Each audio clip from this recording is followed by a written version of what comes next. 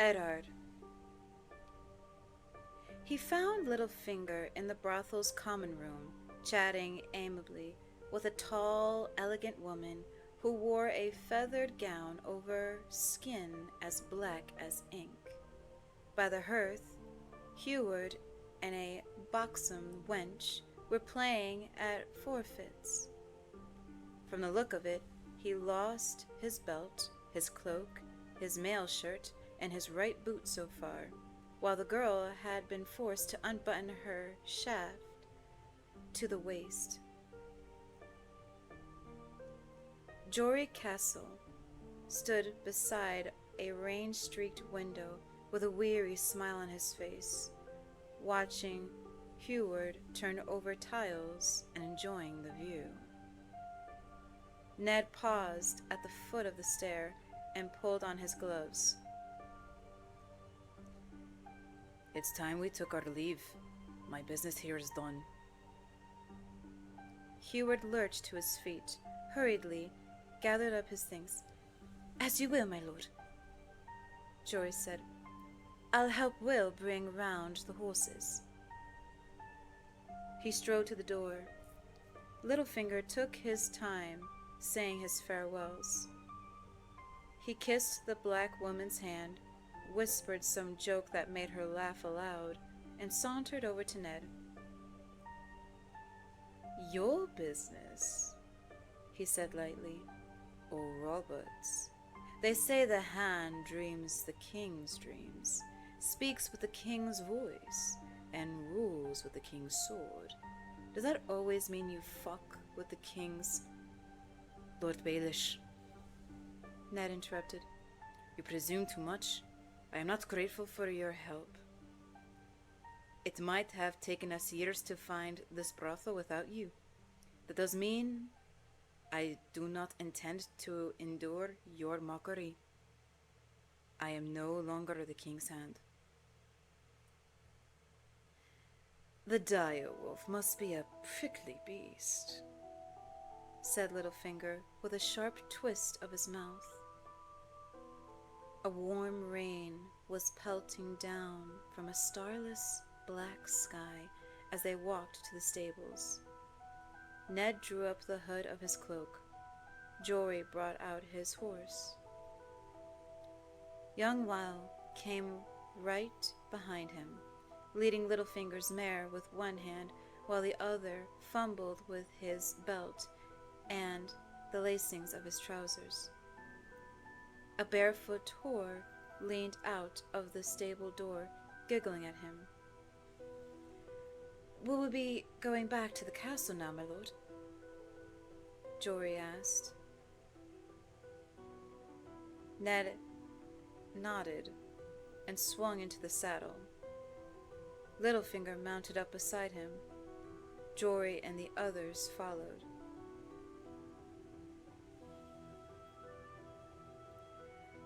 "Chataia runs a choice establishment," Littlefinger said as they rode. "I've half a mind to buy it.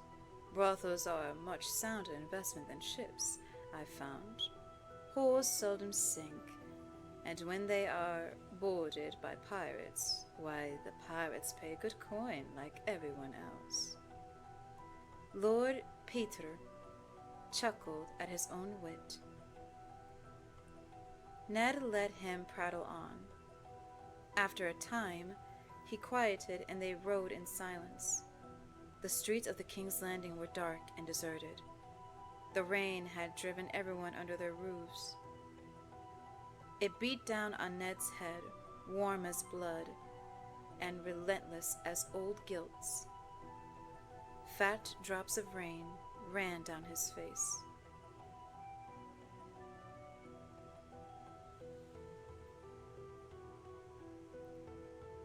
Robert will never keep to one bed, Lyanna had told him at Winterfell on the night long ago when their father had promised her hand to the young lord of Storm's End. "I hear he has gotten a child on some girl in the Vale." Ned held the babe in his arms, He could scarcely deny her, nor would he lie to his sister, but he had assured her that what Robert did before their betrothal was of no matter, that he was a good man and true, who would love her with all his heart. Lyanna had only smiled. Love is sweet, dearest Ned, but it cannot change a man's nature. The girl had been so young, Ned had not dared to ask her age. No doubt she'd been a virgin. The better brothels could always find a virgin, but if the purse was fat enough. She had light red hair and a powder of freckles across the bridge of her nose, and when she slipped free a breast to give her nipple to the babe, he saw that her bosom was freckled as well. I named her Bera, she said as the child nursed. She looks so like him. Does she not, my lord? She has his nose, his hair. She does. Eddard Stark had touched the baby's fine dark hair. It flowed through his fingers like black silk. Robert's firstborn had had the same fine hair, he seemed to recall. Tell him that when you see him, my lord, as it pleases you, tell him how beautiful she is. I will. Ned had promised her. That was his curse. Robert would swear undying love and forget them before evefall, but Ned Stark kept his vows. He thought of the promises he'd made Lyanna as she lay dying, and the price he'd paid to keep them. And tell him I've not been with no one else. I swear it, my lord, by the old gods and new. Chtaya and I could have half a year for the baby, and for hoping he'd come back. So you'll tell him that I'm waiting, won't you? I don't want no jewels or nothing, just him. He was always good to me, truly. Good to you, Ned thought hollowly. I will tell him, child, and I promise you, Bara shall not go wanting. She had smiled then, a smile so tremulous and sweet that it cut the heart out of him. Riding through the rainy night, Ned saw Jon Snow's face in front of him, so like a younger version of his own. If the gods frowned so on bastards, he thought dully, why did they fill men with such lust? Lord Baelish, what do you know of Robert's bastards? Well, he has more than you for a start. How many? Littlefinger shrugged. Rivulets of moisture twisted down the back of his cloak. What does it matter? If you bed enough women, some will give you presents, and his grace has never been shy on that count. I know he's acknowledged that boy at Storm's End, the one he followed the night Lord Stannis would. He could hardly do otherwise. The mother was a Florent, niece to the Lady Celise, one of her bedmaids. Renly says that Robert carried the girl upstairs during the feast and broke in the wedding bed while Stannis and his bride were still dancing. Lord Stannis seemed to think that was a blot on the honor of his wife's house, so when the boy was born he shipped him off to Renly. He gave Ned a sideways glance. I've also heard whispers that Robert got a pair of twins on a serving wench at Casterly Rock 3 years ago, when he went west for Lord Tywin's tyranny. Cersei had the babes killed and sold the mother to a passing slaver. Too much an affront to Lannister pride that close to home. Ned Stark grimaced. ugly tales like that were told of every great lord in the realm. He could believe it of 𝘕𝘠𝘳 Lannister readily enough, but would the king stand by and let it happen? The Robert he had known would not have, but the Robert he had known had never been so practiced at shutting his eyes to. Why would Jon Arryn take a sudden interest in the king's baseborn children? The short man gave a sodden shrug. He was the king's hand.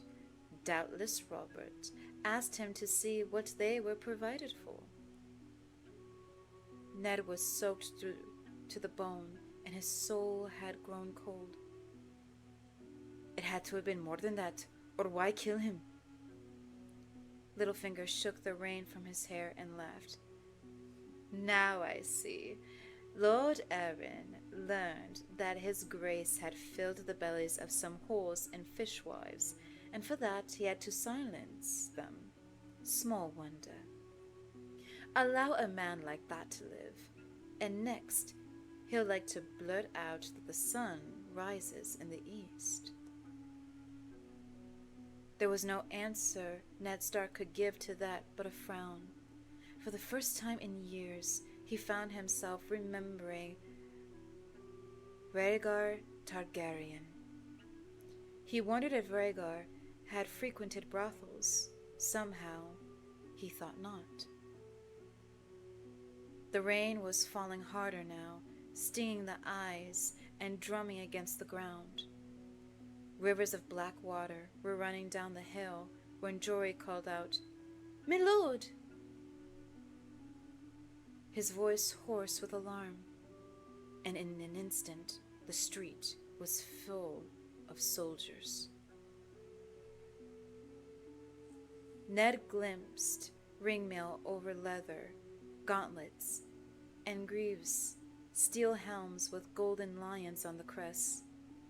Their cloaks clung to their backs, sodden with rain. He had no time to count, but there were 10 at least, a line of them, on foot, blocking the street, with long swords and iron-tipped spears. "Behind!" he heard Whale cry, and when he turned his horse, there were more in back of them, cutting off their retreat. Jory's sword came singing from its scabbard. "Make way or die!" "The wolves are howling," their leader said. Ned could see rain running down his face. Such a small pack, though. Littlefinger walked his horse forward, step by step, carefully. "What is the meaning of this? This is the hand of the king." "He was the hand of the king." The mud muffled the hooves of the blood-bay stallion. The line parted before him. On a golden breastplate, the Lion of Lannister roared its defiance. Now, if truth be told, I'm not sure what he was. "Lannister, this is madness," Littlefinger said. "Let us pass. We are expected back at the castle. What do you think you're doing?" "He knows what he's doing," Ned said calmly. Jaime Lannister smiled. "Quite true. I'm looking for my brother. You remember my brother, don't you, Lord Stark? He was with us at Winterfell. Fair-haired, mismatched eyes, sharp of tongue, a short man."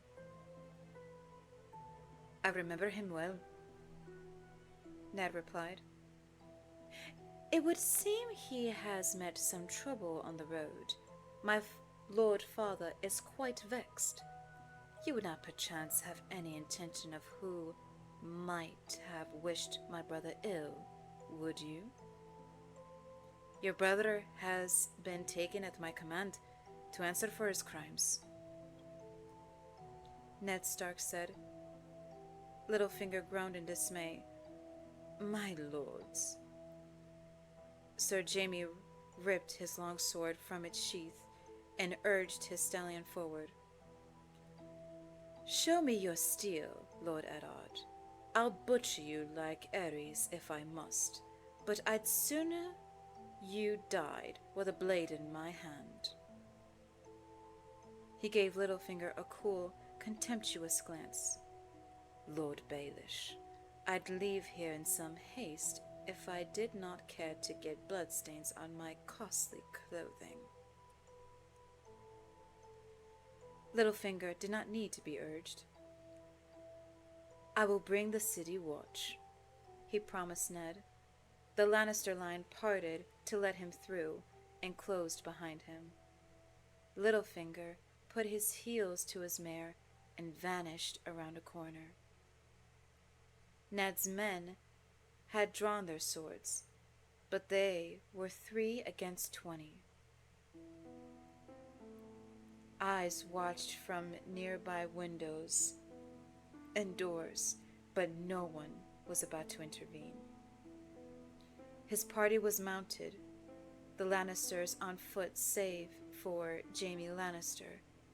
A charge might win them free, but it seemed to Eddard Stark that they had a surer, safer tactic. "Kill me," he warned the Kingslayer, "and Catelyn will most certainly slay Tyrion."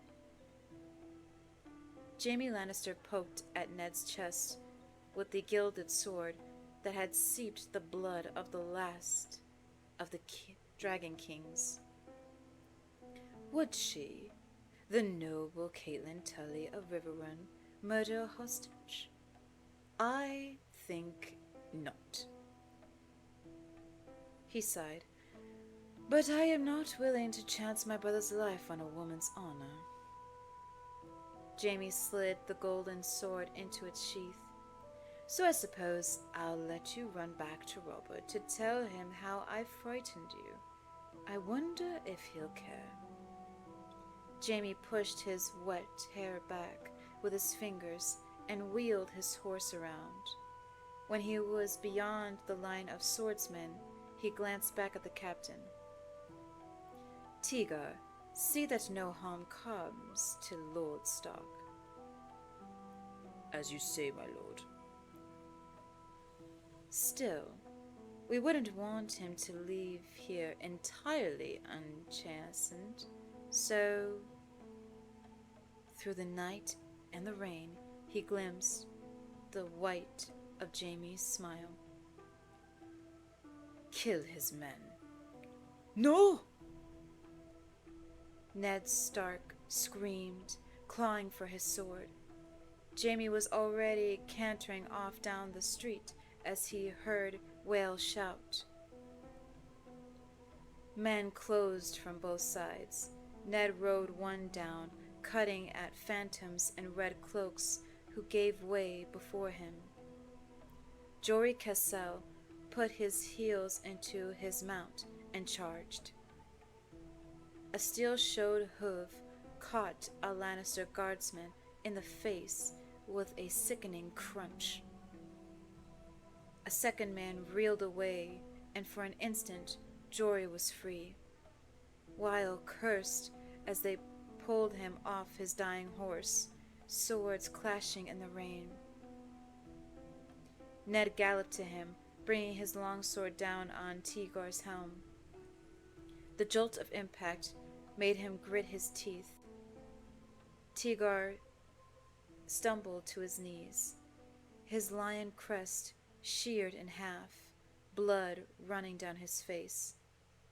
𝘕𝑤ard was hacking at the hands that had seized his bridle when a spear caught him in the belly. Suddenly, Jory was back along them, a red rain flying from his sword. "No!" Ned shouted. "Jory, away!" Ned's horse slipped under him and came crashing down in the mud. There was a moment of blinding pain and the taste of blood in his mouth. He saw them cut the legs from 𝘕𝘁's mount and drag him to the earth, swords rising and falling as they closed in around him. When Ned's horse lurched back to its feet, he tried to rise, only to fall again, choking on his own scream. He could see the splintered bone poking through his calf. It was the last thing he saw for a time. The rain came down and down and down. When he opened his eyes again, Lord Eddard Stark was alone with his dead. His horse moved closer, caught the rank scent of blood, and galloped away. Ned began to drag himself through the mud, gritting his teeth at the agony in his leg. It seemed to take years. Faces watched from candlelit windows, and people began to emerge from alleys and doors, but no one moved to help. Littlefinger and the city watch found him there in the street, cradling 𝘕𝘁𝑳𝑟𝑒 Cassell's body in his arms. Somewhere, the gold cloaks found a litter, but the trip back to the castle was a blur of agony, and Ned lost consciousness more than once. He remembered seeing the red keep looming ahead of him in the first gray light of dawn. The rain had hardened the pale pink stone of the massive walls to the color of blood. Then, Grand Maester Pycelle was looming over him, holding a cup, whispering, "Drink, my lord. Here, the milk of the poppy for the pain." He remembered swallowing, and Pycelle was telling someone to heat the wine to boiling and fetch him clean silk, and that was the last